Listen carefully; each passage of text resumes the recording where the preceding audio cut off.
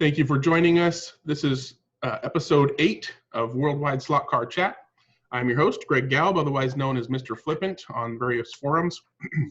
I've been slot car racing in my adulthood, the second time around for about 10 years now, mostly 1/32nd scale, both digital and analog, with a digital group and an analog group in the Seattle, near the Seattle area of Western Washington, United States of America. Lloyd, would you like to give us a little bio? Yeah, good evening to you all. I'm Lloyd. I've been again in my second childhood playing with toy cars for about 10 years now. But I chose the odd scale of 1/43rd because I didn't have a lot of space. When I started off, I actually thought I was going to do HO. And eventually I was able to get a much bigger shed, but I stayed with the 1/43rd and it suits me. I live about 100 miles northeast of London, just to let you know where I am. This week's been quite a good week of weather early on, so I've been able to do a bit of resin casting and a little bit of painting, which I tend to do outside because it's easier to do so without making a mess all over the place. I've had something interesting that's happened in our scale locally, in that a new person come up on one of the Facebook groups the other day who's 15 miles away from me. And that means that I've actually got somebody interested in my scale nearby, so I can work with them and help them along. And it's a very unusual situation to be in. I'm usually the only one in England. That's nice, it for me. That's it for me now. All right. Well, thank you for that. And Martyn, go ahead and before you get going, I want to remind everybody who is just joining us to leave your microphone muted until you would like to speak. And don't be afraid to speak up. If you're waving your hand at me to get my attention, sometimes I don't see it when I've got a gallery view of 15 people, which happens. And so if I don't see you waving or trying to get my attention or whatever, just go ahead and unmute and say, hey, I want to speak on this topic or whatever. But otherwise, keep your microphone muted, and that way sneezes and coughs and stuff don't interrupt somebody speaking. Now, on to Martyn's for his bio. Hey guys, yeah, I'm in the 10-year club. I'm just coming up to 10 years this Christmas. I started off, I was gifted a massive box of Scalextrics, played with that for a bit. And then I got a Scalextrics digital set for Christmas, made an SSD setup with that. I got the cable and ran SSTC, which is great. What a revolution, having been last used Scalextrics in the late 70s probably. So it got me back into slot racing. I found a club which was about 30 miles away in Abergavenny. The Wye Valley guys. I went up and raced with those guys, and it just took on from there.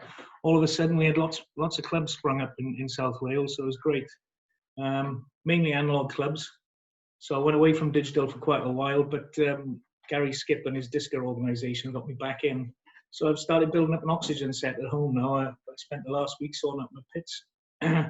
Which is great fun. I really enjoyed that. And just gathering chips and getting things together to have a big oxygen setup at home. I got a 1/43rd set. I got one of the WRC sets, Lloyd. And it's got the grandchildren hooked, which is, what I want to do. I just lay it out on the dining table and they sit there and they just crash as often as they can, and great getting them involved. So that's where I am right now. Wonderful. I love to hear things changing, the people evolving their appreciation of the hobby and stuff. And yeah, awesome. We got some people in here without cameras. That's cool. Chris, if you'd like to give us a little bio. I've seen you've been in here before, so you can kind of give us a little history if you'd like.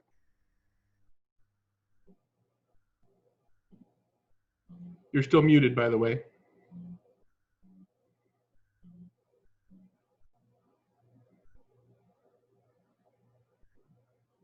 Let me make sure people can unmute themselves. Hold on here.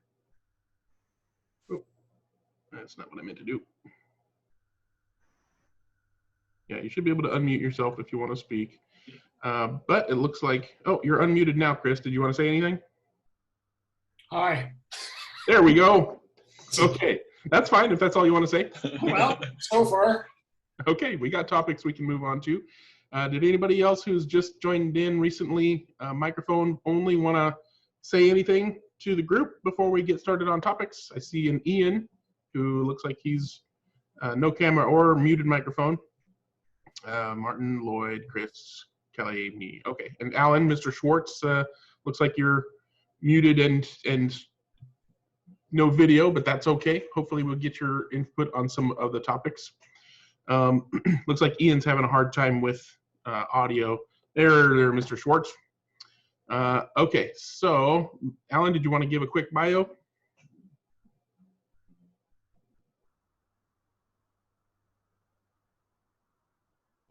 You're muted still. Oh, there we go. All right. Hello, everyone. Those I've talked to over the past couple of weeks. Anyone who's new, 60 some odd years in the business. At some point, I want to return to a topic that was touched on briefly last week because I have something amusing here. And that topic was NASCAR. So we'll definitely get back to NASCAR. And if I forget to, if I ask, if anybody wants to talk about anything else, absolutely bring that up if I forget. But I'm going to quickly touch on some past topics because I got a couple of follow-up topic suggestions or questions. So we're going to start with back on the topic of airbrushing. Somebody who was following us on our last video, he looked up Iwata models and he likes the Iwata Revolution HPCR, best dual action airbrush that's available for around $100. Does anybody know of and willing to recommend a dealer to get one from who can also supply an air pressure to go with it? I guess he means compressor. Yep. I get all of my airbrush supplies from an outfit called Dixie Airbrush or Dixie Supplies. They're down in New Orleans. They have a very, very comprehensive website. They have all of the spare parts, all the supplies, and a lot of information there. Even if you end up buying it from somewhere else, go look at their website first because there is a world of information on it. Excellent recommendation there. Does anybody else do any painting with airbrushes? Have some recommendations, especially in other parts of the world, maybe? Ian, go ahead. I've my PC is stood on an Iwata Neo box that I bought about 3 weeks ago. It's a lovely little unit. I've been using the cheap Chinese knockoffs just to try them out. And the step up, it's about $80, $90, this Neo. A fabulous little thing. It really is a world of difference. But the one tip I did pick up is when you put your cap on, not your spray guard, the actual cap, is to Vaseline the threads before you put them on. And that stops the air being sucked into the back of the needle. So that was a real big tip. I just happened to be looking at a Iwata Neo website. Really enjoying it. What a lovely bit of kit for $80. Where did you get your kit from? I think it's something like I think it's Airbrush Supplies. It's a UK site. They were good as actually. I've got the invoice right here. Graphic Air Online. There you go. Really good, very helpful guys. I rang them up, had a quick chat with them. They gave me loads of tips, pointing me to loads of little sites to look at. Very, very useful people. Quick delivery, good price. Excellent. So we laughing there, Ian. We got a US person and a UK person. That's excellent. So I see Ian turned on his camera. Did you want to give us an all about Ian? Yeah, that's cool. I'm new to Scale Electric. Just recently set up my track. Got some cars in. I'm trying to run the GT3 class. I'm really working on layout right now. I thought about making my own borders, but I went ahead and just started purchasing the borders to go with the curves that I have. It's just much easier to buy them. And so that's where I'm at, trying to get a layout and trying to get it going. And this is the first time to the meeting too. Nice to meet you in person too, Greg. Greg's given me so much help. Any question that I had, he seemed like he steered me in the right direction. It's just a lot of help to me personally. Thanks, Greg. What part of the world are you in, Ian? I'm in Florida, Central Florida, Lakeland, in between Tampa and Orlando. So, All right. Florida. Well, thanks for joining us, and hopefully we can have some good conversations here. So go ahead and mute yourself back. We're going to pop up another topic. It sounds like we're done with the recommendations for Iwata dealers, unless anybody else has an interjection on that. So my next topic, let's see, there was something else I wanted to round back to. We kind of talked a little bit about spare parts. So I was wondering if anybody had some suggestions on where they find spare parts. If you're looking for a spare part for a manufactured car right now, where would you go to look for them? How would you search for them? And then if you can't find that spare part, how would you go about making them suitable for the car? What would you do when you have a part that needs to be replaced? Just any random parts, Greg? Just spare parts. I'm guessing they're referring to plastic parts as opposed to gears and axles and things like that. Probably the best supplier of manufactured OEM plastic parts is Pendle in England. They generally have what you're looking for. If not, if you call them, they may be able to source one out for you. And then in terms of replacement parts, there's all kinds of sources. There's all kinds of ways to make bits. It really, do you want to replace bushings? Do you want to make mirrors? I mean, you can make mirrors out of map pins. And there's a billion ways to do things depending, you can use paper clips for roll bar. I mean, you really need to know what specific part you're doing to have a sort of an accurate answer on the whole thing. But day in, day out, you can't beat Pendle. Second choice would be probably a little on the pricey side, but Electric Dreams. Yeah, they definitely seem to ask what they believe the market will bear for the products that they stock. Yes, they do. So yeah, I guess if anybody wants to know, get tips on making a particular part, then we could probably get a better answer for you. So if you're looking on, some tips on making a new wing for your car or new mirrors, the map pin sounded like a great quick solution for mirrors and stuff. I hadn't heard that one before. So if anybody out there watching this video wants to get more specific help, be more specific with your question. Sometimes too general of a question doesn't get any help at all. So let's see, take that one away. So one of the topics that we've touched on a few times is proxy racing. This was a recently suggested topic question. They'd like to hear from people that participate in proxy racing, especially more recently with all the proxy racing that's going on. And what their specific question was, what is your favorite proxy as a participant, or what has your favorite proxy as a participant been, and why was that your favorite proxy to participate in? Who would like to get started on that? I've only been in a couple proxies. So Lloyd, I know you do a lot of 143rd proxies. Did you want to talk about that? Yeah. We have one proxy that happens every year that's in Austria, run by Peter, and it's called the Pro Nomad. And the standard there is very, very high. Most of the good modelers in this scale tend to be in Northern Europe at the moment. And a lot of the cars that we're seeing are as good as anything you will see in the other scales. It's a very beautiful model in there. Peter's one has been running since 2011, I think, and it's a very well organized event. But having said that, I've seen how much time he puts into running this event. On the day when it comes down to actually running 30 cars or whatever, he's there all day long and most of the evening running cars around the track. It seems easy to put on a proxy, but it's actually quite a time-consuming thing to be doing as well. One of the Hello, somebody's coming on there, I think.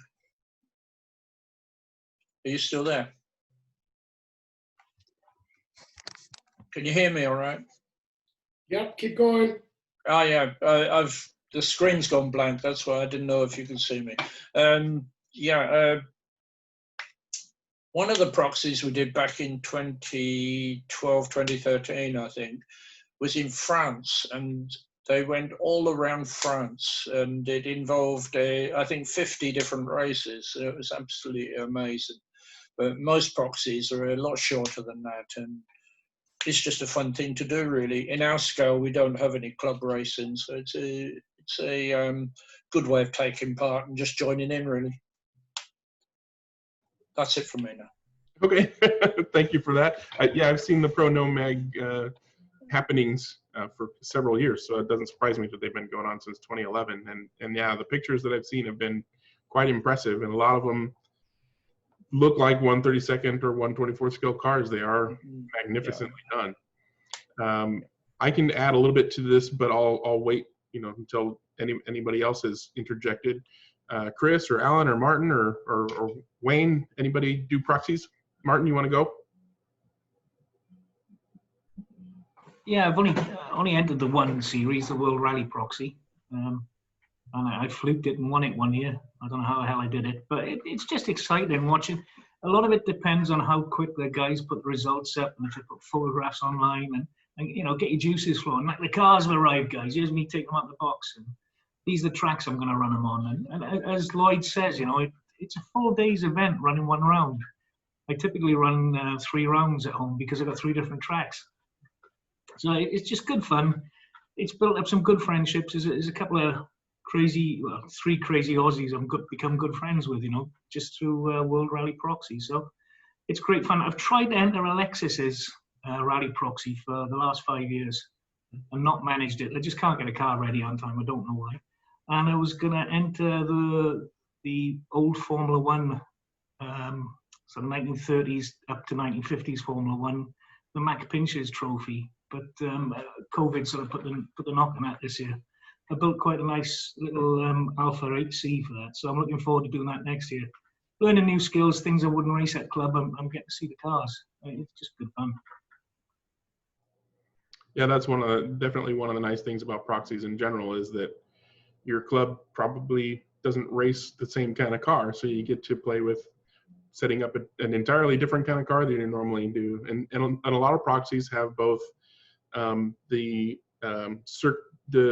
elegance and they get the look and the racing, right? So you get to, just focus on your performance of your car or focus on the beauty of your car, and you could conceivably win one or either or both. Alan, I'm guessing you've participated in a proxy or two. Yeah, just a few over the years. I like proxy races, and I like them for a very specific reason. I like the modeling part of building, but my real interest is in chassis building. And entering cars and proxy races basically offers me a test bed divorced from my own diminishing skills as a driver. I think some people know I've had a lot of problems with my hands, and rapid eye-hand coordination was never a strong suit of mine anyway. Inability to catch the ball put an end to my college football career. I was fast. I was a good running back in high school, and then I got to college, and the coach said, well, here's your pass pattern. I said, my what? Anyway, I do enjoy proxies. I've got cars on the bench for 2 of them at the moment. One is one I talked about briefly last week, the 4-wheel drive Ferguson P99. This is for a proxy that Mark Huber ran last year out of his base in the Big Sky Country. And the other is for whenever the Mac Pinches proxy comes around again. I've got a pair of Mercedes on the bench for that. But I highly recommend it. I did participate in the worldwide proxy a couple of years ago. I have elected not to do it again. You know, it's difficult to tell exactly what happened, but my impression was that either in running or in transporting, there were some rough spots. Yeah, I've participated both as an entry, you know, sending my car away, and as a host in 2 or 3 proxies, and also participated as a driver for a proxy that came around. You know, so I was just holding the controller. I didn't have a horse in the race, and yeah, I mean, they can get pretty complicated and last a long time. I've been a driver for the Group C proxy race that tends to go fairly worldwide at the local track here in Tacoma, and that's, I mean, just running through that many cars, because it's you know, there's upwards of 40 or 50 cars in that proxy sometimes, and before we even get there, the host of that particular race has usually qualified them all by running every single car himself for, I don't know how many laps he does, you know, 10 or 20, you know, and he knows his course like the back of his hand, of course, so he can pretty much run any car at its optimum lap speed, and you know, so he'll qualify them all, and then he'll order them all in you know, speed order, you know, qualifying order, and then we'll run, you know, usually we have the drivers stay on their lane, and then the cars rotate through. And even though we're doing sprint races for only a couple of, you know, a few minutes or whatever the rules are, it takes hours to get through all those cars. And then on the other side of one of the proxies that I had fun with was the super little open proxy, or otherwise known as slop proxy, where the cars had to be very small, fit within a box, and every participant also had to build a track, which was a 2-foot by 4-foot sheet of MDF, and just, you know, make your own routed track. It was to encourage not only people to participate in a proxy that they may not have ever participated in, but also build a simple MDF track that they maybe have been scared to build in the past. So just having a little teeny piece of wood to cut a slot into and lay some tape on kind of made it less daunting to do that.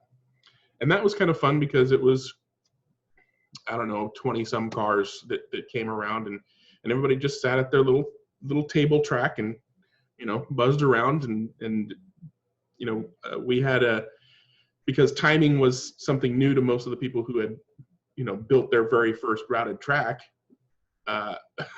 we ended up using these little electronic race car timers from Radio Shack for some other kind of car. I forget what Mini Z or something like that cars, and it was just a little IR, it was just a little light sensor that you put next to the track, and then as the car drove by close enough to that light, it would detect the car. So that was a lot of fun, you know, doing that. And that was easy for hosts, right? Because it was just you driving each car to get, I forget what it was, like a certain number of laps in the shortest amount of time, or something like that. But that's kind of another side of proxy racing. Hey, Ron, you're making a little bit of noise. If you want to mute yourself, that'd be helpful. Otherwise, I'll go ahead and mute you. There you go. Sure. Sorry about that. No worries. But yeah, proxies are awesome. I've participated in a couple others, you know, as a host and as a participant, and I just think it's a great way to enjoy the hobby. That a lot of people, that's the only way they can enjoy the hobby, is because they don't have a big track or any track at all, or people to race with or whatever, but they want to build a car or you know, do a nice paint job or whatever. Ian, I see you down there kind of with consternation. Do you have any questions about proxy? Are you familiar with the concept already?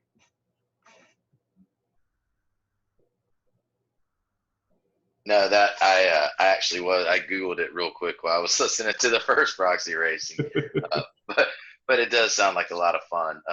Ideally, I wondered even during the coronavirus if there wasn't some way to actually do something like that digitally with the new digital cars, where everybody builds the same track at their home, and then we all race online. We all have the same R2. We all have the same track setup, and then we all race the same rules with the same cars or same type of, you know, cars, and then we do our times online, and then basically we would be virtually racing all over the world against people on the same track, kind of. I don't know, something like that. Like, is that similar to Proxy too, or is that a little bit more? It's different. There have been a couple of things like that in the past, and there's actually one currently going on.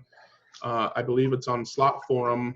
I think it's in their Slot Racing and Tuning forum, sub-forum, but basically it's called the 1 Mile Challenge, and it's regardless of your layout or type of track or whatever car is you calculate the lane length of your track so that you know exactly how long your lap is, you know, by inches or centimeters or whatever, and then you calculate how many laps it would take to get to a mile of traveling distance with your car.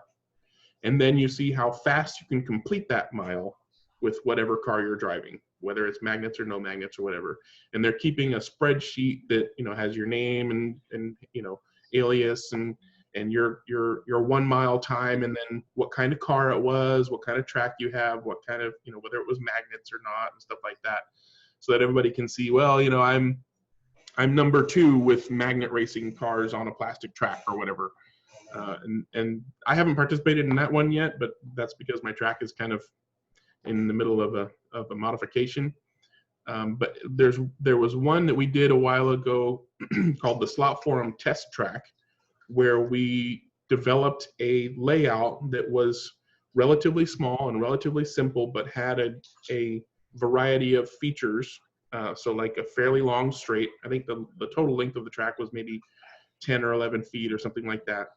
So it's just a long straight, and then a hairpin, and then a little S's, and then kind of a triangle shape back to the beginning. And that was determined to be easy to build with. Most people would have those kind of pieces. We came up with variations for sport track and Carrera track and Ninco track and stuff like that. But it was basically a plastic track. Though I do think somebody made that track layout either in wood or like styrofoam or something, or like foam core or something like that. They just kind of slapped it together with some craft products. And that was, then people started posting their best times and stuff. I posted a video of me running a few cars when I had that laid down on my living room floor. And that was a lot of fun. As far as racing at the same time on the same track around the world, that's not very common, but we did make an attempt at that a while ago with Scalextric Digital, because a program that came out for Scalextric Digital called RCS64, the developers added a web-based feature that would upload your lap times and lap counts and everything to a web server, and then you could have everybody worldwide be simultaneously sharing their laps and lap times and things on this same server. And basically what we did as a group, I think we had 4 or 5 participating groups of people around the world, UK, US, Australia, build a specially designed layout specifically for that purpose. And then we actually had specs for the car. It was Scalextric GT cars, urethane tires, no magnets, and then, you know, as long as your car fell within that bracket of cars, which was, you know, like 100, probably 100 different Scalextric models fit the bill. Then we all joined at the same time, and we raced around the track. I think it was called the International Digital, I forget what it was called, but I've got a video on my YouTube with that too. That was several years ago. And they don't really do it anymore. It was kind of glitchy. We had some technical issues with that, and so they kind of just decided that wasn't an important enough feature. It was hard enough just trying to come up with a time of day that the majority of people around the world would be able to participate. Just like this chat, I keep switching times every week so that people can participate from other parts of the world. So that was pretty challenging. I don't know of any other things that happened like that. I do know that Scalextric, just prior to Digital, had a product called Sport World, and it was designed specifically to have internet connection and for people to actually physically race somebody else's car on somebody else's track. Like you would hook this device up. It was essentially kind of a digital analog track with a you know, a power base, but it was controlling analog cars. And then that was connected to your computer and to their special software and then to the internet. And if, you know, you and a guy around the world had the same layout, you would drive your car and he would like put a version of your car on his track and it would drive around while you're driving. I never actually used it, so I don't know how true what I'm saying is, but that was my understanding of how that works. So if anybody out there is familiar with Sport World and can correct my mistakes, that'd be fantastic. But I know that Sport World, the purpose of Sport World was to do that kind of internet connected racing thing of somehow, in some way. Those are what I know. Does anybody else know of anything, a kind of a real-time worldwide racing thing of any kind? Well, with the proxy racing itself, everybody's posting pictures of their models, and everybody's voting online before the models are shipped around. I take it. So there is some internet with the proxy racing too. Like I guess the times are posted, or I mean, like that. And like so, there's still some reach out there and connection. I just didn't know maybe if the tracks were the same track. So you know, or they're all different tracks. Most proxies, at least the ones that I'm familiar with, the hosts have whatever track they have, whether it's plastic or routed wood or, you know, Carrera or Scalextric or whatever. The participants are told what all the host tracks are so that they know how to prepare their car to be the best it can be on a variety of tracks. And then the participants, usually hosts also participate, but not always. The participants set up their car per whatever the specifications are for that proxy, and then send them to host number one. And host number one, you know, waits for all the cars and, you know, the cutoff date for all the cars to be there. And then they run a race on their track or tracks. And usually there's also some kind of rule set as far as how the racing is done at a, you know, just kind of across the board. We're all trying to race this way, you know, a certain number of laps or a certain amount of time and or whatever. But that's not always the case either. Every proxy can be a little bit different. Like the ones I described earlier, you know, the Sloth proxy, there was only one car on a 1-lane track, whereas some other proxies you'll have, you know, a 4-lane track or a 6-lane track or an 8-lane track, you know, routed or plastic or whatever. The interactivity and where the participants really get their enjoyment is when a host takes care of a proxy race. They post all those times. They post the qualification order of every car. They post the, you know, the standings after the race took place. They post pictures of the cars. You know, if cars took damage, they usually will post a picture saying, you know, hey, this car took damage. How do you want us to repair it or whatever? They'll also have rules on how damaged cars are to be repaired if they are required to be repaired. You know, if a mirror comes off, no big deal. If a wing comes off, it has to go back on. You know, proxy rules can be quite extensive just to take care of a lot of situations like that. But yeah, when you send a car in, you're waiting with bated breath for that host to take care of his race so you can go look at where your car landed in the standings and where it is throughout the proxy. You know, your car might have done really well in that race, but it's only gone up a notch or two in the overall standings, you know, and then it'll do poorly on some other track because it's not the optimum setup for that track or whatever. And then some proxies do, like one of the ones I participated in, like the Sloth I mentioned earlier, was all small wood tracks. You know, one of the other ones I participated in was a Carrera Digital proxy, so that is more or less only going to be on Carrera Digital track with Carrera Digital cars.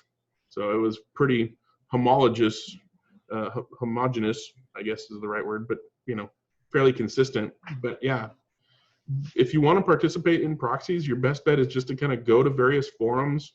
Go to almost every forum is going to have a proxy sub forum or a proxy, you know, forum, and then multiple sub forums under that for the different, you know, proxies. and then look around and see, you know, oh, hey, I've got Scalextric cars. I'll look for a Proxy that's doing Scalextric cars, you know, and then have fun. I mean, the Carrera digital Proxy, it was basically take the magnets out, slap some urethane tires on, and send it away, and hope that your car does well. You know, and some guys will do as much work as they can get away with on their Proxy car, and some guys will just take it out of the box and make sure it meets the spec and send it off. Did that answer your question? Did I go too far? No, that's great. Thank you.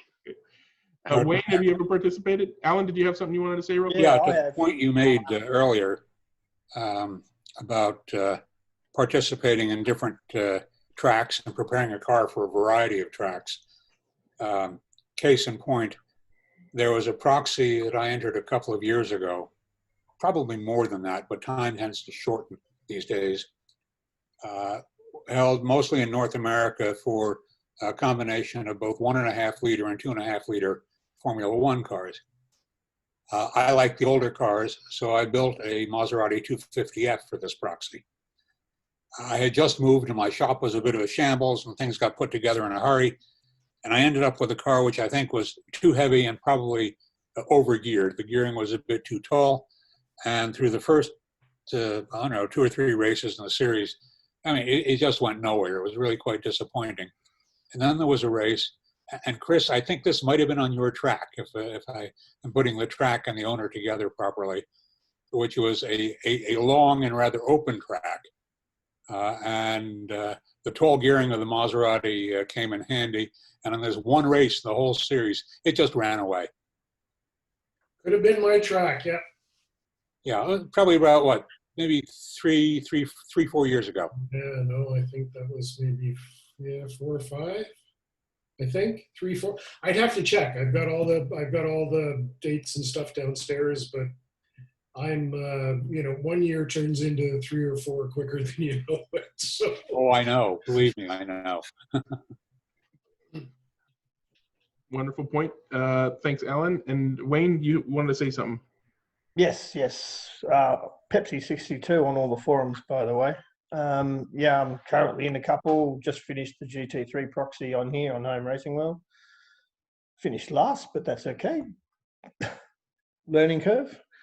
Been in Martyn's WRP for last couple of years with the Scalextric cars.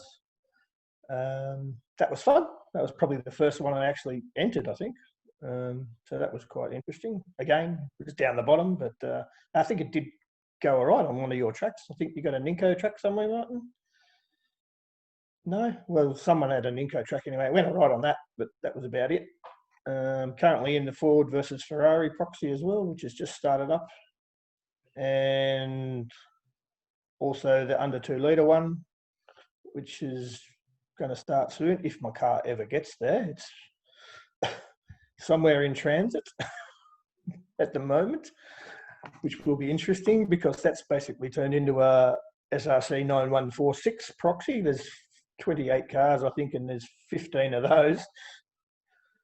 And I'm sending over a Revell Cortina, which should be interesting. It's got a JS chassis in it, standard scaly motor, little skinny tyres with rubber, and it'll be fun. It's good fun again. And I'm just waiting. There's a couple about to happen here in Australia. A touring car one, Australian touring car. That's not far off. Job getting a car ready for that. And there's also a touring car one that's going to be in New Zealand. I'll have a crack at that. But no, I just like it. It's fun. Something different for me. And I've had a couple of goes of the 1 mile challenge as well. I spotted that. So I'll have a go on my little 9 metre Ninko set up in the lounge room there. 178 laps. And done all right. I think I was in 3rd place at one stage with me Scalextric's AMG Merc. It was pretty good. Yeah, I had a bit of fun with it. I had about 6 or 7 cracks at that. And trying to stay on the track without coming off. But it's been fun. I like the Proxy Racing. It's just different. Get to compete against some good guys like Chris, and you learn different things. And I think the GT3 one, next week he's going to do a Zoom meeting all the cars are back at F1 fans' place, I think, and he's going to do a Zoom meeting and go through, I think, some of the top 3 cars, open them up, have a look, show people what's what. So that'll be interesting. That sounds cool. Is he posting a link to the Zoom meeting on a forum somewhere? Yeah, it'll be on HRW, and I think you'll be posting the link at some stage. Yeah. Okay, cool. Yeah, I might look that up.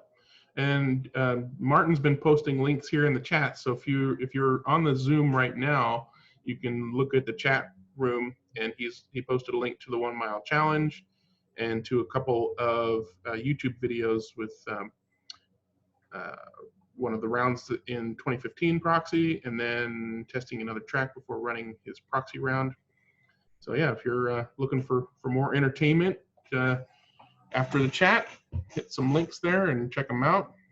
And if you're watching this later and wish you could see those links, well, join us real time next time, and you'll be able to click the links. But maybe maybe Martyn will pop those in the comments somewhere on YouTube or something maybe later on if he wants to be super generous. Hint, hint, nudge, nudge. So it sounds like we're ready to move on to another topic. If anybody has any last-minute interjections, feel free to chime in. I'm looking at my topic list here. While you're working on that, I just wanted to inject a YouTube note. This is not quite on topic, but it's not 90 degrees off. If you are not familiar with a piece of work that Peter Ustinov did about 60 some odd years ago called the Grand Prix of Gibraltar, if you go onto your computer and you search for that and you search for it under videos, you will find a couple of YouTubes, one of which is the introduction to this production.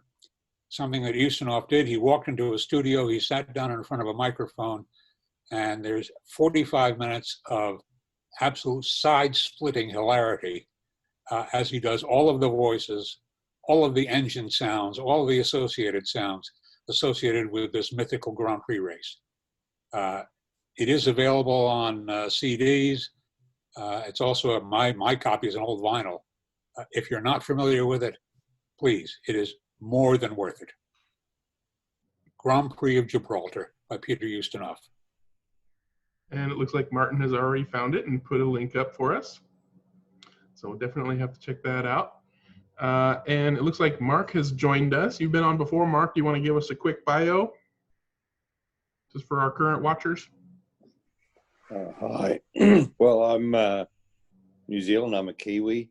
So it's early morning here, hence the scruffy visage and dressing gown. For atoning for sins in several past lives, I presume. I'm in the trade. I represent a number of the slot car companies here. After breaking my back 2006, I lay on my back for 3 months, deciding what I would do in future. I couldn't play sport anymore, and thought I'd set up a slot car club, and that's called the Hawke Model Racing Club. A number of you know Monte. He's another founding member of the club. We've been going now for 14, 15 years. And yeah, we have a lot of fun. I do a bit of commercial stuff to supply people in New Zealand. And I've had the privilege of traveling Europe and racing some clubs there, and racing some clubs in Australia in the early days, and hopefully getting back there again shortly. That's about me, I guess. Perfect. Thank you very much for sharing that, Mark, and we look forward to your input. Since we're ready for our new topic, one that was suggested a little while ago, it's kind of a two-part topic, so I'll split it. It's how do people track or manage their collections? Like, what do you do to make sure that you're not rebuying a car, or what? You know, how do you keep track of your collection, just like, you know, administratively? I don't. I just open the drawer. I open the drawer and see if the car's in there. If it's not, I buy it. that's pretty much what I do. All of mine are just kind of laid in drawers. That's kind of the other part of the question. But as far as I usually take pictures of the cars too. So I usually have like an album on my phone that I'll just kind of scroll through real quick to make sure that I don't already have something that I'm looking at buying. But I know people with hundreds and hundreds of cars who have got to have some kind of way. I can't imagine that they rely on their memory alone when they've got that many cars to make sure that they don't buy cars unintentionally that they have already got. Anybody here do anything other than just kind of peruse it every now and then? I guess not. I know Ron's got a... I don't have any RTR cars. Because as fast as I get one, I take them to pieces. I only do cars that I make myself, scratch-built ones and things. So I'm not a collector. I don't have a collection. I've got a lot of die-cast models in pieces where I've used them to copy. So I've got very good collections of spare parts, but that's about all. Yeah, there's not there's not a whole lot of good ready-to-run 143rd cars out there anyways, right? I mean, Carrera Go is just kind of meh, and Arton is kind of meh, and then there was what was that other brand that kind of had the pod? I grabbed one of the cars, but I forgot what the brand. Yeah, that was Kyosho D-Slot. Kyosho D-Slot, yeah, those were kind of half good. They were far too complicated. Yeah. Peter makes a 3D printed chassis that you take all the components out of a D-slot and put them in there. Although that's not what people would do these days, because D-slots are going up in price, so you'd normally just collect them somewhere. But they could be made to go 2 seconds a lap quicker just by changing the chassis. What Kyosho did, they took their very small Dinano radio control cars and tried to convert them to slot cars. So they didn't do either job properly. But they had very beautiful body shells. And weren't people buying mini Z RC body shells to put on the D-slot? That's right, yeah. You mentioned about the lack of 143rd RTR. Nowadays, the WRC rally cars and those from Carrera Go and SCX Compact are actually very good. If you like modern rally cars, you're quite well catered for. And their Formula One cars are not bad either. SCX Compact are far better than Carrera Go out of the box. Carrera Go often needed quite a lot of attention when you get them out of the box, but the SCX Compact have always been very good. And the WRC cars are made in the SCX factory. So they're of the same standard. And yeah, it seems to me that the ready-to-run market is getting better. We still would like to see some serious competition cars in there, but and I like older cars, and that's not catered for in the modern RTR cars. If they could do GT40s, Ferrari P3s and things like that, I think there would be a lot more people buying them. But they're restricted mainly by the size of the wheels. And all the modern cars have quite large diameter wheels, but the older cars from the 60s and 70s have 13-inch wheels, which means you have to do a lot of fiddling around to get ground clearance and everything. So I can understand why the manufacturers do not make cars from that period, but I'd like to see it anyway. That's me done. Yeah, I forgot about SCX Compact. I do have a couple SCX Compact 143rd cars. I mean, I've got SCX Compact track and Carrera Go track and Carrera Go cars, SCX Compact, and one Kyosho. And yeah, when I first got a SCX Compact, I'm like, okay, wow, this is a 1/32nd scale car down to 1/43rd. It's got a slide guide. They're very good. Yeah, it's a proper a proper slot car. Yeah, and they did perform considerably better than the Carrera Go, and interestingly, the Kyosho just does not perform very well at all. I don't know. I haven't done anything to it really, but it was just hard to get any performance out of. Didn't Kyosho do hop-up kits for those 143s? They did. Yeah, That was the 'cause- problem with them. They, in their standard form, the tires were not very good. Yeah, If they you were change dreadful, it- weren't they? If you change the tires over, they run very well. But I've only got one of those, and I've never got it to lap properly at all. But it's not really in my period of interest, so I wasn't too bothered about it. But their little 917 was a good-looking model. It would have been very, very good if they developed it a bit further. But I think they were rather expensive, and people got burnt. They weren't doing the job that they were hoping they would do. Yeah. What model's that, Mark? Yeah, that's what I was gonna ask Boyd. You mentioned the WRC cars made in the SCX factory. Is this the ones you meant that was sold in sets and as cars as WRC? They're very My good. grandchildren absolutely love those cars. Mm. They on my question. I was curious because I actually picked this up out of the Ninko showroom last October when I was there, and they hold the the brand rights for WRC. So they claimed that they were making these in their Alicante factory. So I don't know.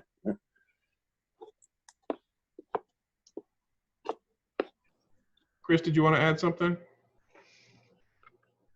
Which Chris? Me, Chris? You, Chris. Yeah, you're the only Chris I see. Oh, no, I'm good. Okay. And kind of on the topic of collection management, Ron, I know you've got a fairly sizable collection. Did you have anything you want to add to how you manage a collection? Your microphone is muted, so if you want to join in on that, I'll give you a moment. The other part of the question is, how do you store and or display your collection? And like I mentioned earlier, mine's just kind of all in drawers. I don't really display them. I just have them in drawers so that I can open a drawer, put a car on the track, and go. But I know a lot of people spend a lot of time and money and making very fancy displays. Any of you guys have any displays you want to show off or talk about? Well, since I'm not on camera, I really can't show you too much, but I can tell you that all mine are in, I've had an acrylics shop make acrylic cases for me. And they hold, depending on if it's 32nd or 24th, they hold a dozen cars each. And I've got 15 or 20 cases with lights on in the track room. So lots of cars in there. It's the best way to do it. I've also had little clear plastic plinths made. So each car sits on, there's a slot for the guide blade, and there's 4 cutouts so the tires don't sit on the track. So they're raised about 1/16 of an inch off the ground without squeezing the tires. The guide fits in the slot, and they look great in there. Sounds pretty fancy. Hopefully one of these days you can turn your camera on and show it off to us. There you go. But yeah, like I said, I've seen lots of people with very, very impressive slot car displays, just walls just covered with slot car displays. And yeah, I mean, that I would love to go see that kind of thing in person. It's one of the favorite things about going to an actual brick and mortar slot car shop is just looking at the wall of cars and deciding which one you want. Sometimes seeing it in person makes you want it just a little bit more than seeing it online. Half the time I buy a car, it's because I saw it in person and fell in love with it in person as opposed to online. Did anybody else have anything they wanted to toss in on that subject? Collection or management? Oh, Martyn, you got something? Yeah, a guy in our club just started knocking these things out. I thought it was a disposable razor at first, but it's literally, your chassis sits there and there's a magnet attached to your motor and there's your slot. So it's a really nice, easy way of getting all 4 tires off the floor and keeping your chassis straight. Very, very simple little thing. and the magnet is there to just kind of help. The magnet is situated like where the motor would be, so it kind of Yeah. So it hooks on the motor. So the idea is when I open and close my drawer, don't all slide off and flatten the tires. So that's it. It's clever little design he's put together there. Oh, that's a good idea. Is that 3D printed then? Yeah. It's, I think that's on Thingiverse. Yeah, I think I've seen it. Yeah, it might well be. I mean, he bought a 3D printer and he's just nailing everything now. He's going to 3D print his kid next, I think. I might have to print some of those. I've noticed some flat spots on tires. I never thought it would be a big deal, but now that it's been a few years, the cars are sitting in there for a few years, and you put it on the track, and without magnets, it's going down the track because of the flat spot. So yeah, I'll have to print some of those. What you showing off there, Wayne? Yeah, this was off Thingiverse. It was just a setup board that was on there, and it was a bit thin to start with, so I got my mate to do it and made it a bit thicker. So first one he done was a bit thin and it was a bit bendy. So these ones aren't bad. So I had a heap of these printed for our club with the Andromeda Raceway he done in the back here. Just for fun, that one. This was a plain one. But yeah, he's printed a few of them up for me. And they're handy as well. You can sit the car on the bit with the wheels taken out. That's about $1 mil or something. So you can also just display your cars on them as well. So, and they don't cost bugger all to 3D print, I don't think. Take a little bit of time, but he punched out about 10 of them for me in no time. The machines just do it for you. Once you hit the start button, then you just wait for it to be done. Hopefully it doesn't fail in the process. But yeah, the material cost is pretty low. So yeah, I should probably print some of those. All right. Anybody else want to chime in on that before I bring out another topic? Hearing none. Let's see. We got some ones that are just kind of very open. So let's go a little bit more specific for the time being. Does anybody have any painting plastic track advice? Do's, don'ts, preparation techniques, etc. So if you've painted your plastic track, what kind of track was it? And how did you do it? And how well did it work? And have you had to redo it? Anybody? Bueller? Any specific track? No, just plastic track in general. And I realize that there are different compositions of plastic track. So and just let us know what you've done. Start with Carrera then. I've done lots of tracks for guys with just gray latex on just plain old Carrera track. Improves the grip considerably because now you're running on latex, not the plastic. Styrene does attract dust because of the polarity changes and stuff. As soon as you coat it with latex paint, it cuts down on the dust. And probably not most importantly, but aesthetically, it looks a whole ton better than dotted lines and giant stripes on the borders that Carrera has. So it's easy to do on Carrera because it's a styrene base. Scalextrics is a polyurethane base. It's harder to get the paint to stick, but you can wash it on, and I've seen a few guys do it. It's definitely worthwhile if you want to do it. I would agree, and I've painted a couple of different types of track. I've painted my sport. I have a party track made out of Scalextric Sport, and I painted it with standard interior latex flat gray paint, and it's actually held up fairly well. I mean, it doesn't get raced as much as my main track does, but yeah, I manipulated it quite a bit. So the flexing of the track didn't seem to have any adverse effects, and I've had several parties on it since I first painted it, and it still sticks on pretty good. And I used the same paint on the pit lane of my primary track, so it's seen quite a bit of use over the years, and it's stuck on pretty well. And I didn't do anything fancy to it. I think for my party track, just in case, because I wanted to make sure that it was more durable, I did use acetone on a rag to clean off the track right before painting it. But I don't think that actually made much of a difference at all. But I mean, yeah, it seems like just regular old latex interior emulsion, as it's referred to as in other places in the world, works pretty good, and it's cheap. And if it does start to scuff, you can just touch it back up. No big deal. The cheapest latex you can buy has the highest rubber content in it. Is that? I went for the absolute cheapest I could buy. More expensive latexes are going to more synthetic and stuff like that. So, you know, $20 from Home Depot or wherever you get, and pick a gray and put it on, and it's one of the cheapest, best things you can do to your track if it's plastic. I mean, it works great on Martyn because it's styrene based as well. If you've got any old, some of the vintage tracks, but it is spectacular on Carrera. And speaking of going to Home Depot and stuff, always check their miscolor racks. Yes. I've picked up a bunch of, you know, like I get some greens and some browns for the landscaping, you know. If they mix it wrong, then it goes there for super cheap, and you get all kinds of colors that are useful for track painting or landscape painting or whatever that you would otherwise have to pay twice as much if you had them mix it yourself.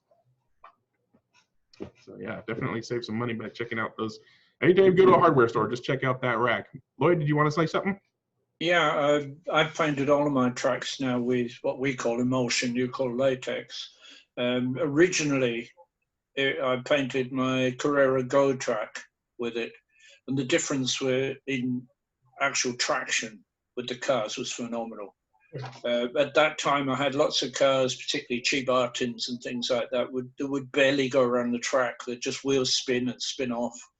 You painted it with the cheap old emulsion paint, and suddenly you've got a grippy track. So it made a lot of difference to me. Our cars are very, very lightweight in comparison to yours, so they haven't got much bulk to them. So they all are more likely to do wheel spins and things like that. So it made a world of difference. And so now all of my tracks are painted in it. Yeah, it does make a pretty big difference, and it's pretty much the only way you can get any traction on a MDF routed track. You got to put something on it, so it might as well be cheap paint if it does the job. Anybody else want to chime in? You know, there's another way to approach track painting. My first track was Scalextric, and it was the original Scalextric rubber track. Many people are familiar with that.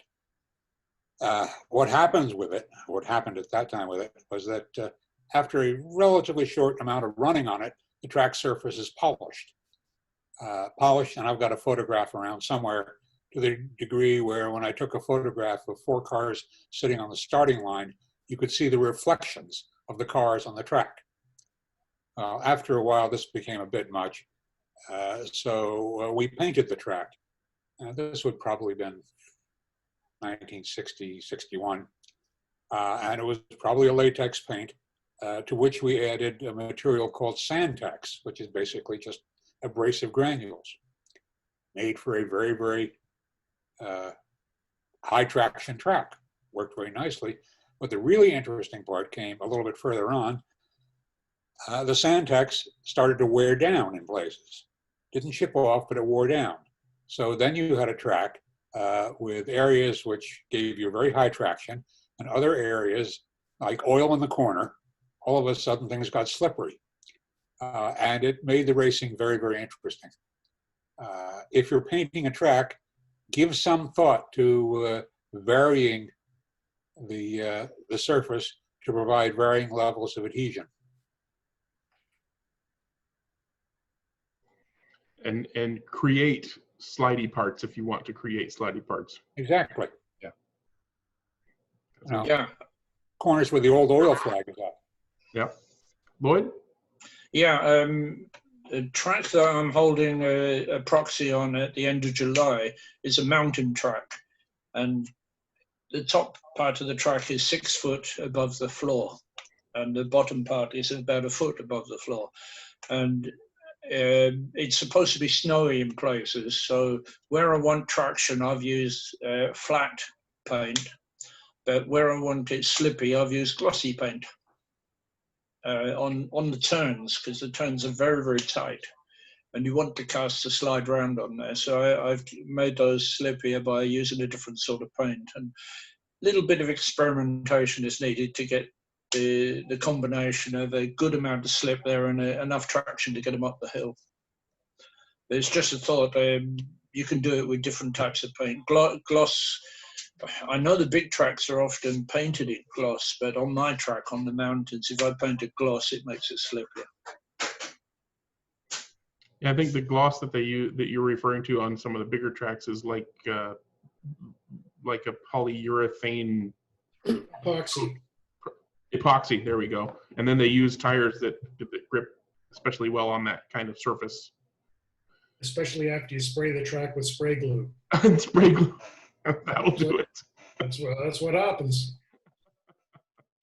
Well, I guess to each his own.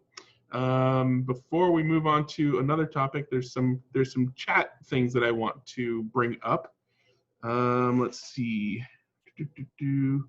Oh, Ian asked that we mentioned Electric Dreams for spares. What about a 3D scanner and print for missing parts, mirrors, wings, and stuff? What can't you print? And I'll just kind of quickly address the scanning and printing stuff.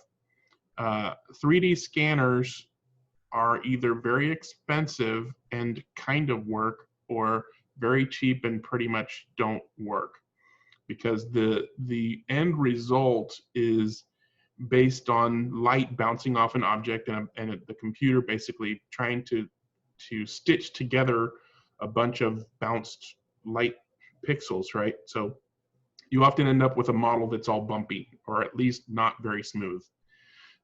Or you have a very expensive 3D scanner that projects a pattern onto the object so that it has a more well-defined shape after you've completed the scan, but it's still not going to be very smooth. So ideally, the part that you're printing with whatever 3D printer you're printing it with has been designed in a CAD program so that it is perfect curves and perfect straights and perfect whatever, so that it's all nice and smooth and pretty, because the printing will introduce its own artifacts, right? So you want the file that you're printing, the model that you're printing, to be as good as possible. Now, the fact that printers introduce their own artifacts kind of also means that a very slightly bumpy model won't look that bad in the print, because the print won't replicate those bumps that well. But if you ever have a print from a company called Shapeways or a similar printing company, they use a technology that essentially melts powdered nylon together. And so the surface texture on that tends to be very finely textured, kind of grainy or pockmarky, but very fine, but it's still there. So there's, even with an expensive printing technology like that, there's still work to do. Or your home printers, like the hot glue gun squirt and filament printers, regardless of how fine your layer lines are or how small your nozzle is, there's going to be layer lines that you're going to want to, fill and sand and stuff like that. And then there's resin printing, or SLA printing. That tends to have a really nice resolution, and the post-processing isn't nearly as bad. Usually you're clipping off supports and then sanding down little bits where the supports were connected. The downside of that technology is that it's smelly and messy, and is not very user-friendly. But if I were to suggest to somebody, if you wanted to start printing spare parts for yourself or for others, it would be resin printers, because they tend to be small format. Most resin printers are big enough to fit a whole car body onto, but definitely big enough for spare parts. And then the trick is getting the models to print with it. Mark, did you want to toss something in on that subject? Yeah, you probably saw I'd asked a question about the 3D scanners, and you've answered most of it. What would you think about the 3D scanner for scenic items? I was particularly thinking about some scenic items I haven't seen produced, and figurines. I've got a lot of original Eldon and Strombecker figures I've acquired over the last 15 years, which someone tried to cast for me, but it wasn't very successful. So that was one of the things I was thinking of, a 3D scanner. respect of. So it's going to be the same thing. You know, if it's a really small thing, the consumer level 3D scanners are essentially going to be one type of photogrammetry or another. It's either a machine that's taking, you know, turning the object a specific amount of, you know, degrees and then taking a picture and then so on and so forth. It does that automatically.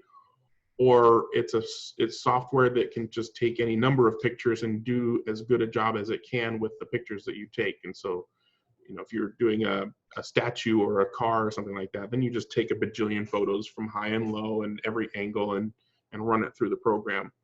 But no matter how good of those that I've seen, and I've tried a couple, there's still going to be a little bit bumpy. And so you end up either dealing with it and then post-processing the bumps out, or modifying the model in software before you print it out.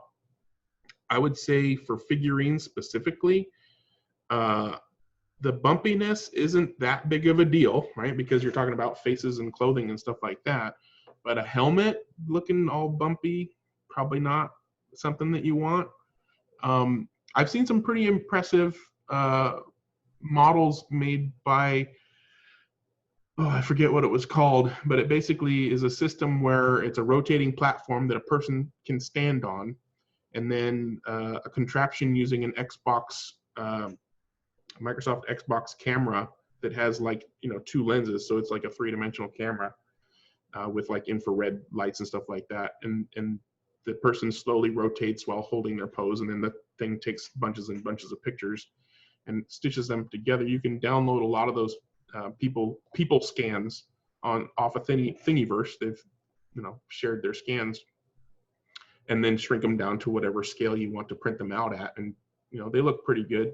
If you wanted to try to replicate Eldon figurines or whatever figurines you're trying to replicate without doing a 3D scan, there's a gentleman on Sloth Forum who's been kind enough to be very specific with his instructions on how to use a program. I think the program he's using is called DAZ 3D or something similar, but it's essentially a person modeling program. And so you tell the program, you know, if it's a male or a female, how tall it is, how fat it is, etc. And you can download clothing items to put on them, you know, helmets and jackets and pants and skirts and things like that. And you pose them in whatever pose you want them to be in, and, you know, fluff up their clothing or whatever you want to make it look like.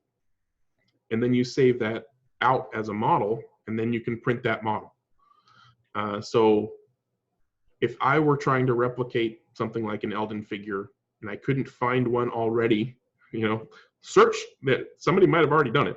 That's the first thing to do, is search for the figure, that, you know, model. But then I would probably use something like that to try to replicate it as closely as possible so that I have a nice clean model to print. And then I would print it on a resin printer.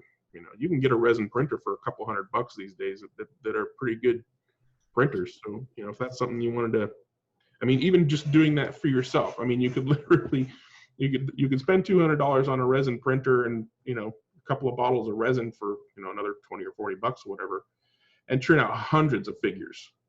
And that would be way less expensive than buying, you know, manufactured figures, you know, that have that level of detail. I mean, you can get a pile of figures from China that have no detail at all, but the resin printers can be very, very detailed, right? So you can see the texture of the hair and the you know, the corduroy and all that stuff on your figurine off of one of those printers.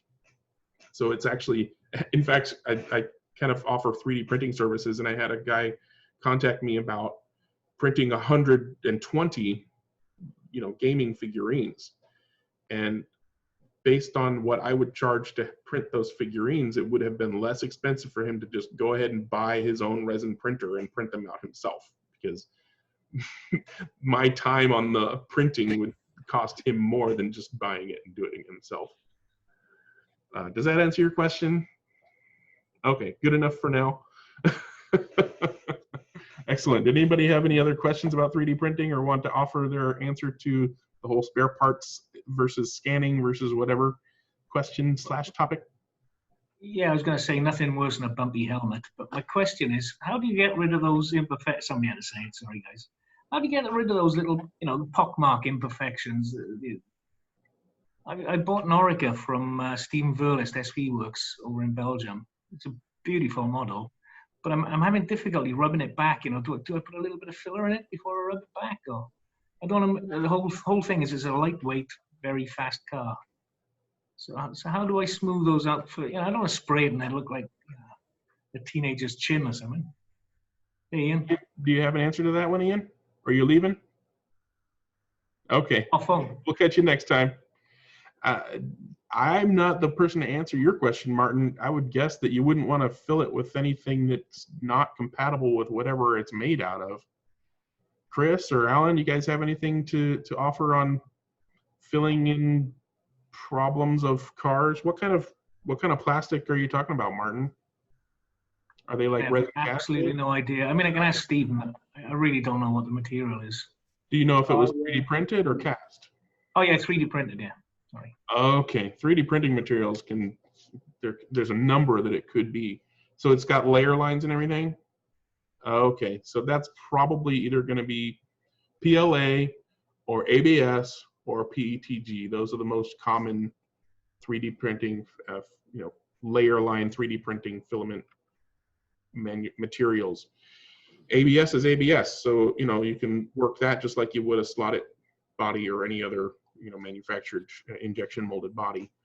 PETG is a little bit easier. The nice thing about ABS is that you can do what's called acetone vapor smoothing, and basically you just the acetone vapor works better when it's warmed. So like put a little dish of acetone into a bigger dish of warm water, and then keep that vapor contained somehow with like a tall jar or something, and then you essentially just hold the model in the jar of acetone vapor, and just do it for a very short amount of time because it doesn't take long, and you'll need to change the position of the model because you put it in nose first, and then the nose is gonna get smooth. You turn around, put it in tail first, so the tail gets smooth and stuff. It doesn't take very long because acetone melts ABS. So that's one way to kind of help smooth out the layer lines, but it takes practice. I've only done it a couple of times, and it's very easy to overdo what. And if you're dealing with a very thin slot car body, it's probably going to deform if you're not careful.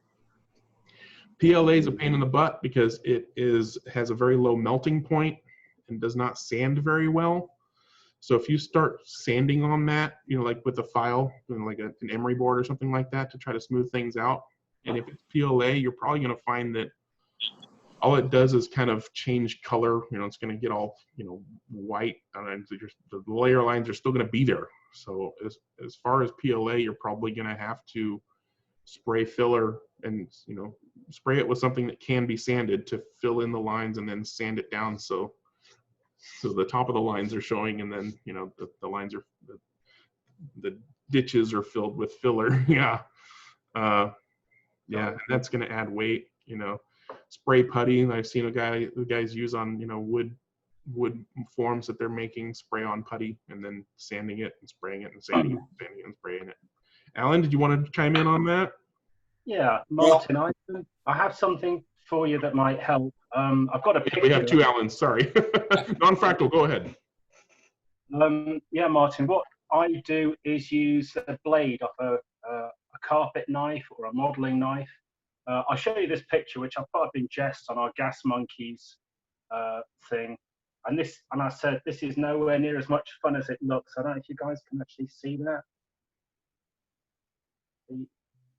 Okay, there we go. It's a little bit better. If you take a carpet knife and start really working at the surface of those models, that's an Orica. And that was going to be the Alibaba Orica for racing at Le Mans this year, which didn't happen. But you can see those kind of lines of plastic that are lined up by the side. That's the debris. As I've taken a knife and drawn it across the surface. Drawn it across the surface of the model. And you can see that lots and lots of plastic comes off. Now, it doesn't leave a perfect finish, but it's a lot better But then when you buy this bodywork and it's straight out of the factory kind of look, you get a lot of weight out of it as you scrape away at the surface, and it also creates a better surface for painting. So, and it's a lot of work. You can sit there for a day or 2 days just scraping away at the bodywork with a modeling knife, and you'll find that you can improve the look ready for painting.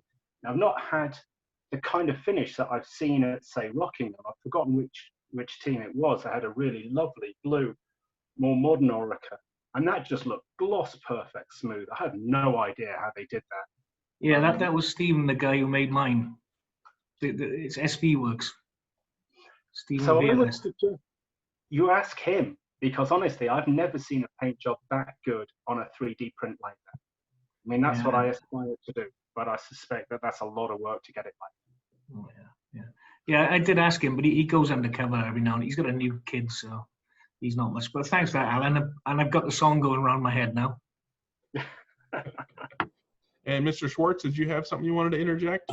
Yeah, just a couple of points, very old-fashioned ones, if you will. I still keep the old-fashioned balsa filler from Testors or something like that around.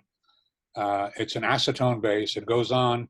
It will stick to almost anything, and it's very easy to sand off. Coming to sanding, and an old woodworker here. To begin with, the other Alan described something which is very much like the scraping process used with a sharp piece of square steel that's used to smooth down intractable woods. Example, I've built some furniture in rosewood. Rosewood is terrible to sand, but you take this and just sort of pull it. On sandpaper, most of us keep a variety of emery papers around. For sanding plastic or something like that, look into woodworking paper, particularly garnet paper. The reason being that although the emery paper is durable and tough for sanding metals, the particles on garnet paper are actually sharper and will do a better job of smoothing down relatively softer materials than a typical emery paper. You can always pick out the garnet papers because they're the one which you look at them, they're sort of a deep red-brown hue.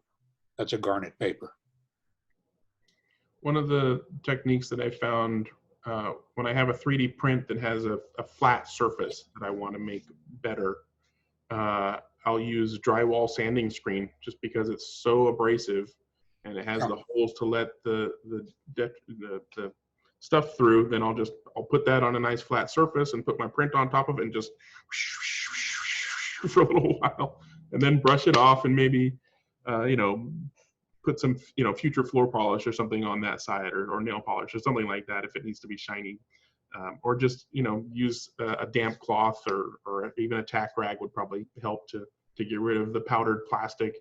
That's something that only really works on a large flat surface, but his comment on the type of abrasive material that you're using definitely will have an effect. So if you try one thing and it doesn't seem to work very well, try something either considerably more abrasive or with a different type of abrasive, like he was saying. And it seems like something that has a sharper edge and does more cutting is more likely to help smooth that out to the type of surface that you're going to be able to make nice with a couple good coats of paint. Hey, thanks, guys. Great tips. Thank you. Yep. Mark, did you have something to say? You leaving? All right. We'll see you next time. All right. Let me take a look here at the notes again. Oh, Slothead's asking if we've heard of Barry Bohr's slot racing exploits. After reading every word on his website, I've been trying to do the same here on the computer, running multi-car races based on lap time. Does anybody know who Barry Bohr is? Absolutely. Tell us. Barry Bohr has been building and British guy, been building and collecting Formula One cars that he's basically built himself for, I'm going to say 50, 60 years. has obviously a pretty big collection. I am not 100% sure, but I think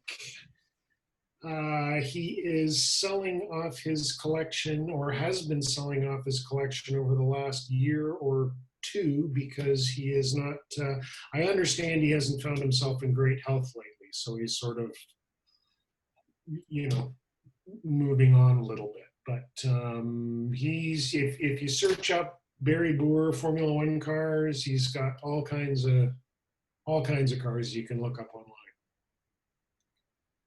But I have no idea if, I'm not sure what Slothead's question was, like what does he want to know more about Barry Boer's collection? What did he say?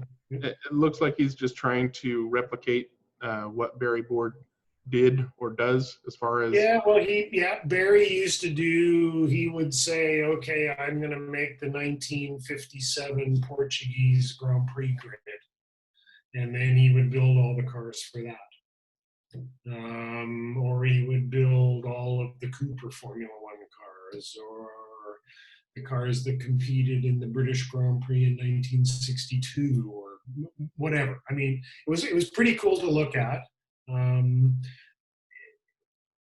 He's been building a long time and a long time ago, so a lot of the stuff that he built, you don't have bits and pieces for it or kits. So he built a lot of the stuff himself. So quite frankly, a lot of it's pretty rudimentary looking. I mean, it's certainly very representative looking, and it's admirable to look at. But there's lots of guys now replicating, you know, different grids and stuff like that. It's easier today because with 3D printing and all the rest of the stuff, it's much easier to do stuff. My comment on 3D printing, it's dead easy for me to prepare a body in 3D. I do not do it. I do not. I will not use a 3D printed body, only because I've got better things to do with my next week than to sand the thing down. So there will come a time, I'm sure, when there will be a shell produced that needs some work to it. I mean, I do a lot of vintage, I do a lot of car prep and stuff like that, and I don't mind spending time on the body to make it look good. But I don't think I need to take a piece of corduroy on a racing car and make it smooth like a piece of fiberglass. So I do not do 3D bodies. I'm actually surprised that I haven't seen more people getting into the resin printing, because I can imagine slot car bodies that look ready to paint coming out of a resin printer. Yeah. I'm just surprised I haven't seen more of that. Most of the 3D printing slot car bodies I've seen are either through Shapeways or they're on a you know, regular old filament printer, so they got all those layer lines and stuff. So yeah, I'm with you. I don't. That's why I haven't printed any slot car bodies, because I have no interest in doing all that work. But if I ever get a resin printer, that's probably the first thing I'm going to try. Something that came up while we were trying to produce the Oreca for Le Mans this year was that I didn't really want to have to spend 3 days scraping this damn body down, and came up with an idea that we may try and work on for the future, which is to put the body, it's an idea based on a rock tumbler, which is one of these little devices you can buy off, you know, eBay or something. You've got some stones or rocks in there with some cutting compound. You leave it in your garage for 3 or 4 days, and out come these beautifully smooth things that you can make jewelry out of, whatever. The idea is to make a glass bottle, or to get a glass bottle that you could put a body shell in, you know, put putty or something around all the pieces that must not wear down, like your window struts and your body posts. Put some sand, cutting sand in there, maybe some water, and rotate this thing for a day. And I have a feeling that that kind of automatic rotation would take away a lot of these surface imperfections. It really would be, if you can manage to do it. But I mean, the idea is that I think in principle it will work. I just haven't managed to get the design right with the belts and the right motor to make it work yet. And since Le Mans got cancelled, I've sort of lost a bit of interest in doing it. But that's something I will get back to. And I'm sure that that will make preparing 3D bodies a lot easier. Or sandblast it. Or, you know, some kind of blasting compound that's not too abrasive, you know, pressure or compound or whatever. Maybe you can get some of them, some of the layer lines off. But yeah, that, you know, that's why I'm thinking resin printing is the way to go for bodies, just because it's such a more high resolution, smoother surface, and the detail is great. You can have some pretty durable resins. You know, it's just about having the model to print, and you know, print works properly. But yeah, I think we'll be seeing that more in the coming years when resin printing gets to be more commonplace, or as commonplace as the filament printing is these days. Lloyd, did you want to say something? Yeah, a good friend is, who you probably know, is Martyn Field, who makes a lot of the masters for 1/32 scale slot car body shells. But one of his sons has recently taken up doing moulding and casting, and that's Baz, and he goes by the name of Monster Models, I think. And he's doing some rather nice conventional resin cars. But the other son, Mike, I think the name is, has recently got one of these resin 3D printers. Their problem, as I say, Martyn is quite a master at making just about any mold, any master you want to make a car from. It's transferring it into the language to be printed is the problem. None of them feel capable of doing this. It would be interesting to know if there's any such services that somebody can take something like a master and then come up with the figures, the instructions for the machine to use it. It's a subject they brought up themselves, but none of them feel capable of doing the CAD/CAM stuff to do it with, you know. I'm sure that you can find a modeling service out there if you look, and it's not going to be cheap. But if you're paying good money for a modeling service, then that means you're going to be using the end result in order to recoup your investment in having that model created. So I mean, yeah, you know, I've seen pictures of guys Slot Car Illustrated. I've seen quite a few pictures from one of the guys who does a lot of the CAD modeling for 3D printing, presumably, and he can model a shape of a car. He definitely knows how to do it, and I don't know what his ends are, if it's just for his own enjoyment or if he's selling his results or something. But he actually did he's one of the more prolific posters when people bring up the whole 3D scanning, you know, idea. Is, you know, he'll say, here's a 3D scan, and you can see all the bumpiness and unevenness of the surface, and here is that same car having been modeled with an appropriate, you know, CAD 3D modeling program, and it's, you know, the wonderful, beautiful curves of a nice car. So, you know, not only are there people out there who can provide that kind of service, but we have slot car fans who are capable of doing that. I don't know how much he would charge, you know, if you said, I want you to make a, you know, GT40 that I could then print in, you know, 1/43 scale. How much? I don't know how much he would charge, or if he would just say, oh, that sounds like a challenge, I'll just go ahead and do that for fun. But, you know, it's just, somebody's got to go and say, hey, you're gonna have to ask him and find out. Maybe we'll see more models. I mean, there are car models available to download and print. It's just you know, having a printer that can make it happen and not look like garbage is the hard part. And getting the car model you want. I mean, there's plenty of models out there, just not necessarily a you know, Ford GT or a GT40. And there's, you know, I see all kinds of like Escorts and things like that. You know, just kind of, you know, the car I had when I was, you know, my first car when I was 16. That model's on Thingiverse, but not a whole lot of race cars other than Porsches. There's tons of Porsche models out there, of course.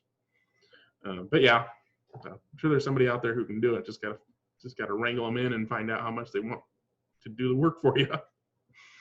Anybody else want to join in on that? Hey, Mr. I wish I'd have come earlier, not on the 3D printing. Talk more about that, but I'd like you to kind of tell us a little bit about yourself. I don't remember seeing you on here yet. Steve Hendrickson, I was on last time. Oh, okay. There's a group of us that are printing 3D models, and I came in on your sanding and how rough they were discussion. It's taking maybe 15 minutes to sand a 3D model now. They're that smooth if you get the settings right, which did take us a while. That isn't anywhere near as intimidating as it used to be, nor do they look as bad as they used to. Second part of the discussion is acquiring files. We haven't found a car yet, and I've made maybe 40 3D printed cars now. All I think is smooth as anything. It's maybe taking 15 to 20 minutes to sand them. They're thin, they're lighter than a slotted body, and they're very durable. They're all slotted sidewinders. We race them. None have broke yet. Kind of all of these things that we hear about here and there haven't proven to be real true. It kind of started with 3D guides are going to break. We haven't had one break. Our club has 9 members, and we race them pretty hard on a 130-foot fast track. Finding the files has not become a big discussion. I haven't found a car yet, any car, that I can't find a file or a man or a guy that can make that file fairly easily. And they're all really made now from the game files. So you download all those wonderful, highly detailed game files, which they're all 3D files. They're just not printable. You notice you can turn them and spin them and look at them. They're all 3D. And that is where a CAD guy, a really good CAD guy, can turn one of those files in a matter of hours into a 3D printed model. A mediocre CAD guy, and I'm not even that, might take me a few days. But it's still a car I never would have had, ever. Of the 40 I've made, not one is a car that is available on the market anywhere. Well, that's not true. The Shadow DN4s, I've made all the Shadows. All of them, from the goofy one to the Mark IIs to the 4s. I probably have 12 Shadows now of different kinds, none of which are available other than the ones from CG, the CG Shadow. And they're good. They're just fine. They basically surpass, as Renicky has always said, the 3-foot rule. If they look good from 3 feet, we've always been pretty pleased, but they're looking pretty good when you pick them up, turn them in your hand.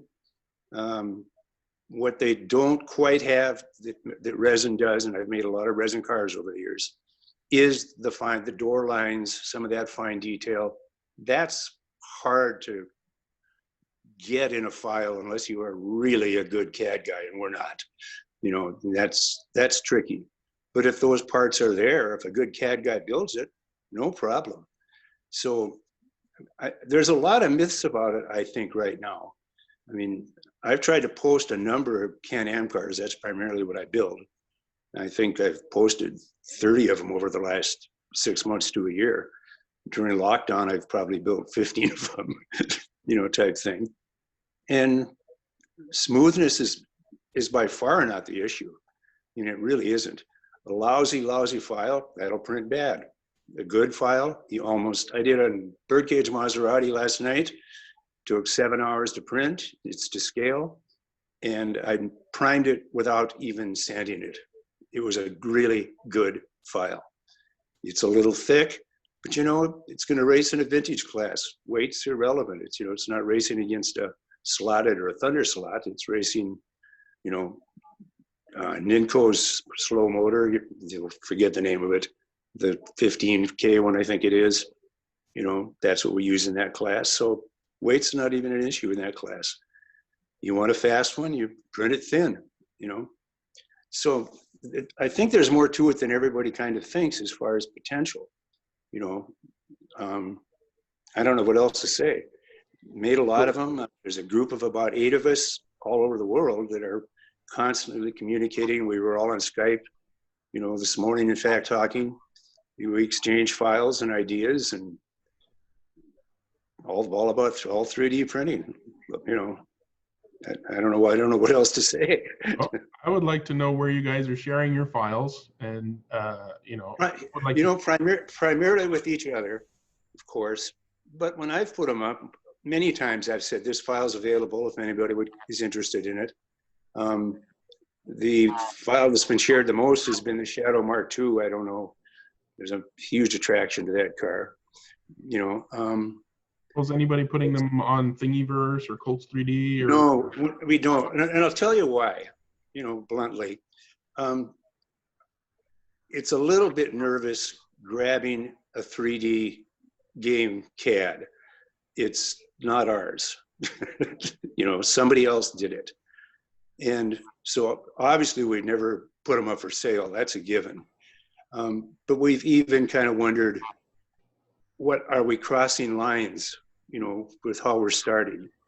That has been the issue with that. You know, we didn't start with something. I've made several just plain from scratch, and gladly share those with anybody, of course.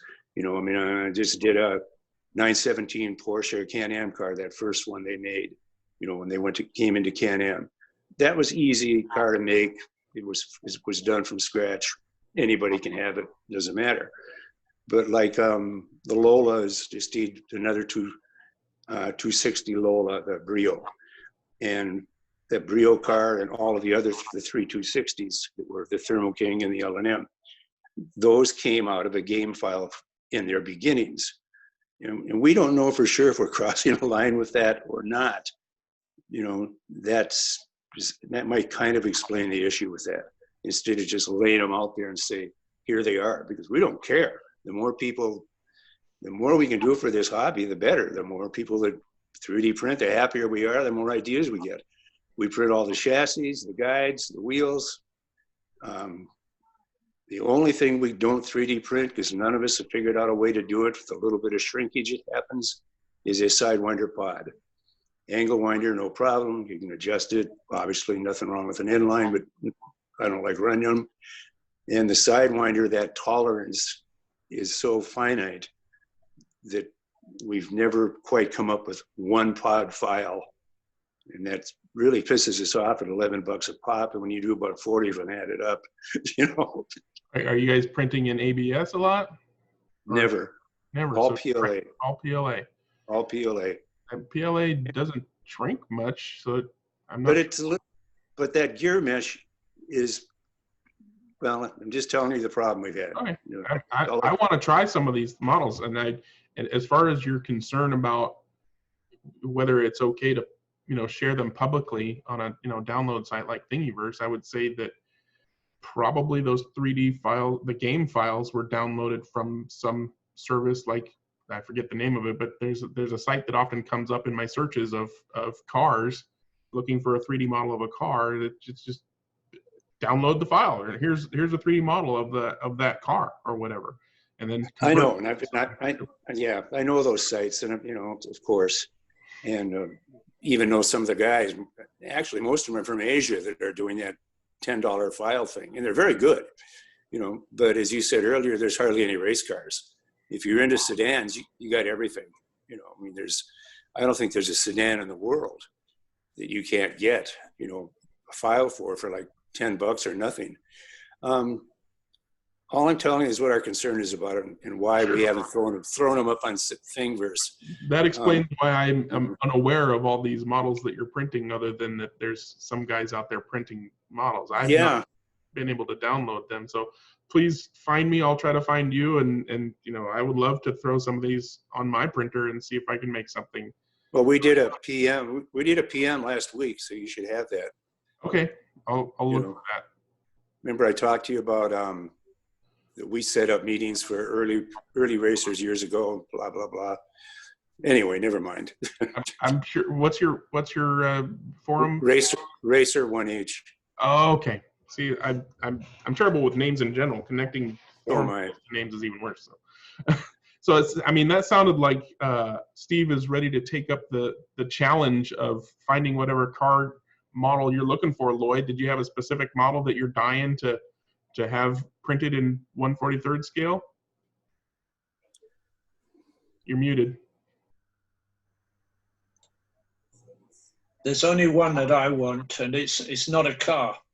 Back in the 70s, I was involved in motorsport, and we were dealer team Toyota, and we had a Celica 1600 GT, 1600 twin cam, and Toyota loaned us a Hi-Ace, Mark 1 Hi-Ace, a little motor caravan, and I've been trying to model that thing ever since. And nobody, in all these, considering the number of Japanese models there are out there, nobody has ever modeled that Hi-Ace. Somebody is doing the file for it. It crops up online if you look for it. But at $180, I'm not going to pay that. Will you send me a picture? I've never even heard of that car. With the Racer 1H on the forum, send me a picture of it. Okay, Racer 180? 1H. 1.8. Yeah, 1H as in Hendrickson. Send me a picture of it. Let me see if anybody has it. 1H. Thank you. I will do that. No, we'll certainly look. We don't do a lot of sedans, and it's for a simple reason. None of us are figured out a real good way to make the windows. Windows are our major issue. They really are. I mean, we understand the vacuum form and all that kind of stuff, and have played with it. But making windows like for the Can-Am cars, they have these silly little. That's a nemesis right now, for what it's worth. I'll speak to the person I was talking about just now, Martyn Field, because he makes the vac form window patterns for all of the resins that he does. Really? He showed me he uses milliput. And okay. I'll try and get him to come in on the conversation. He might be able to show you how he does it, because Windows, his son that is now doing the 3D printed does vac forming. So all he does is make the pattern for the windows and gets them vac formed by somebody. And, if he's got a way to make the buck, it's handy. It's downhill from there, for sure. Well, what I'll try and do is I'll have a word with him and get that passed on to you, the information. And he seems, I haven't done any of it, but I make a lot of body shells that I could do with windows for. I usually just use pieces and put individual pieces in, but by using by making a proper vac form mold up for it, you can get decent windows then. Yep. I'll see what I can do, and I'll get back to you on that. That'd be great. Yeah. So squirt me that message, and I'll just let me look. Yeah.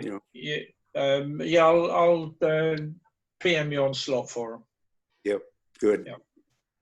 All right, gentlemen. Thank you very much. We've had a fantastic discussion. We're winding down to our 2-hour mark here in the next 10 minutes.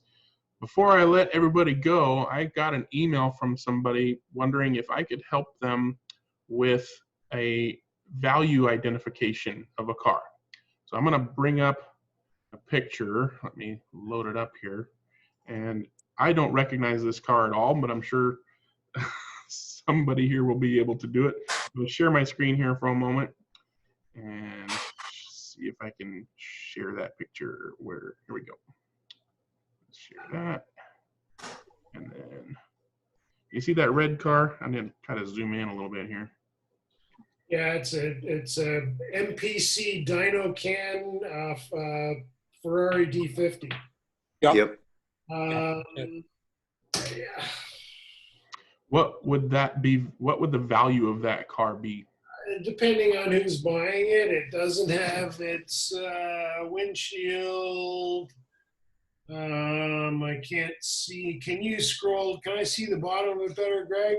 Yeah, hold on. Yeah, missing the windshield frame and I don't know, you can get, and it's missing the guide and a few other bits and pieces. You can buy these all day long for $50, $60. Yeah. It's not. It's, you know, in mint shape, it's not bad, but there was NPC made a ton of those things. So, and again, it depends who's looking. I mean, that's the thing with eBay, or, and you know, one guy will think it's worth $5, the next guy will think it's worth $5,000. So, you know, it's hard to say, but it's not. If the guys think he's retiring, tell him not to bother. I didn't think so, and especially for that kind of model, it's the condition makes a very, very big difference as far as value. But he'll appreciate the identification, so I'll make sure he gets that information. So I appreciate you guys. It's a cool car. I mean, it's a very cool car. You know, depending on what he wants to do, he may want to keep it and clean it up and have it just run around. You know, I get the feeling that he found it in a box of stuff from his parents' house or something like that. Well, but, you never know. The other part about those cars is they have aluminum chassis. And looking at that one, it looks like the aluminum chassis has bent a bit at the front. If you look at the front wheels, something they were very prone to. I'm going to have to jump off. I'd like to jump back in for just a couple of seconds. Come back to something we talked about last week. There was some discussion at the end about NASCARs. This will reveal my prejudice.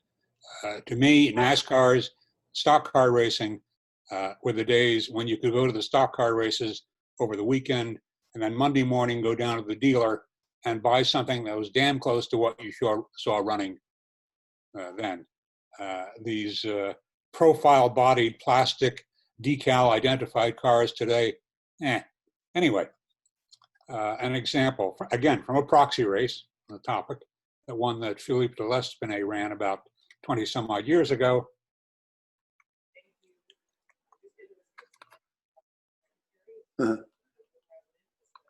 Chrysler 300.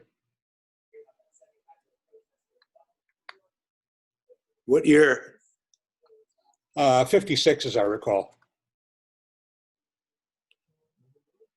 It looks like you just used an old flexi chassis.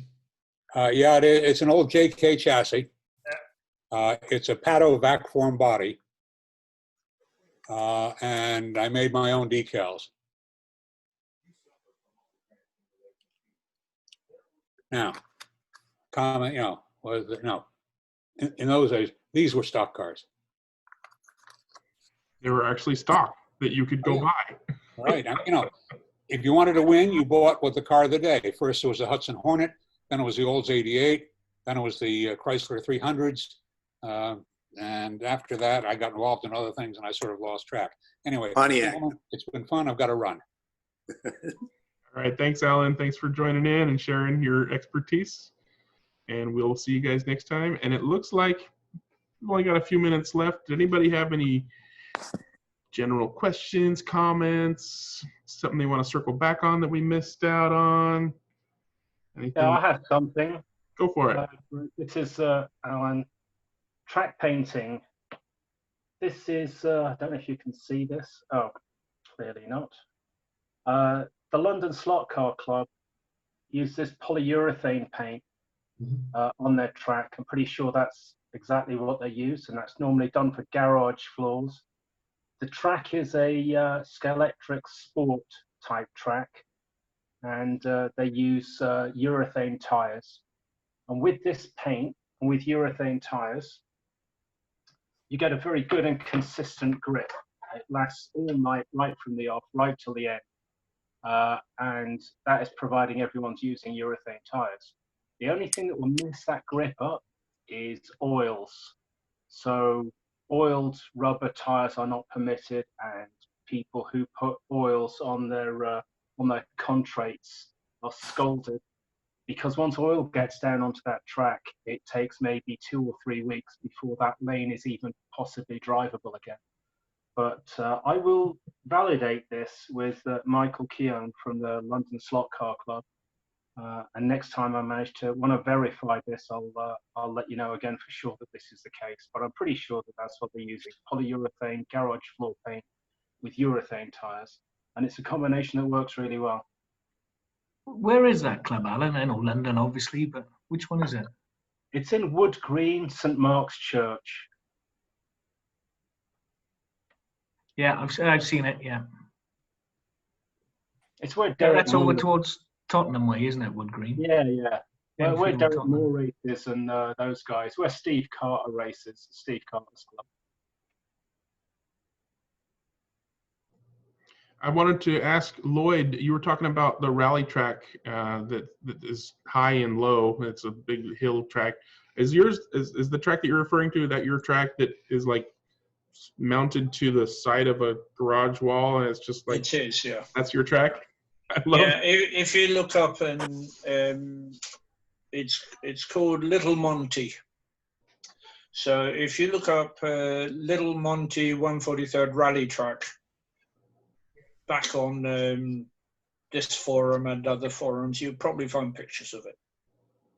There's hundreds of pictures, and one day it will be finished. That was the other thing, is I remember early on you had, you know, put the tape down and everything, but it was still just the wood, you know, there was no Oh yeah, or anything. it was a lot of fun back then, where there was no scenery to stop the cars falling off. And you know, we've never broken a car on it. Even back then, nothing ever fell off. It's a very slow track. It's 84-foot track length and nearly 20 seconds a lap. Because they're spending most of their time zigzagging. Yeah, I love that.